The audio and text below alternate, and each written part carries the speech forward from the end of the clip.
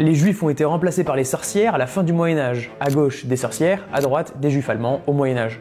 Alors, il y a pas mal de confusion dans cette vidéo et on va revenir point par point sur les différents arguments. Il dit que les juifs ont été remplacés par les sorcières durant la chasse aux sorcières. C'est un peu plus compliqué que ça. Effectivement, durant tout le Moyen-Âge, il y a eu des massacres de juifs et des mythes qui se sont cristallisés autour de la figure du juif. Mais attention, dire qu'on a désigné les sorcières pour remplacer les juifs, c'est pas tout à fait vrai. Notamment parce que les juifs ont fait partie des victimes durant la chasse aux sorcières. Ils étaient régulièrement accusés de sorcellerie. Donc en fait, au début de la chasse aux sorcières, la figure du juif et celle de la sorcière, elles se confondent.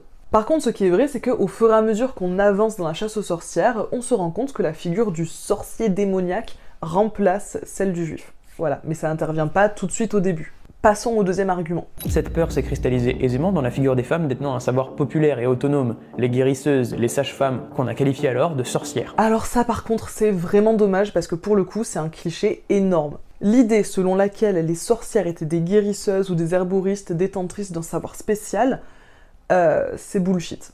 Grâce à l'étude des sources historiques, et en l'occurrence des procès de sorcellerie, on sait que les victimes qui étaient accusées l'étaient en raison de querelles de voisinage, d'héritage ou de conflits de village.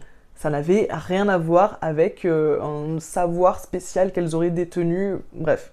Et le dernier argument sur lequel je voulais revenir, c'était l'association qui fait entre l'image du juif et celle de la sorcière, parce que ça relève d'un anachronisme. On les a dressés d'attributs communs à ceux des juifs. On pense évidemment aussi au chapeau pointu, au gros nez et aux doigts crochus. En fait, durant toute l'époque de la chasse aux sorcières, les sorcières sont représentées comme de jeunes femmes séduisantes. Et ça, on le voit notamment dans les tableaux de l'époque. Ce n'est qu'au 19e siècle que l'image de la sorcière évolue pour devenir donc cette image de la vieille femme au nez crochu qu'on connaît tous. Et effectivement, il y a probablement un lien avec les caricatures antisémites de l'époque, mais ça date de bien après la chasse aux sorcières. Bref, tout ça j'en ai déjà parlé sur mon compte, donc je t'invite à t'abonner si ce n'est pas déjà fait, et à consulter les sources en description si tu as envie d'approfondir le sujet. Parce que je rappelle que le meilleur moyen de s'informer sur l'histoire, c'est de lire des travaux d'historiens.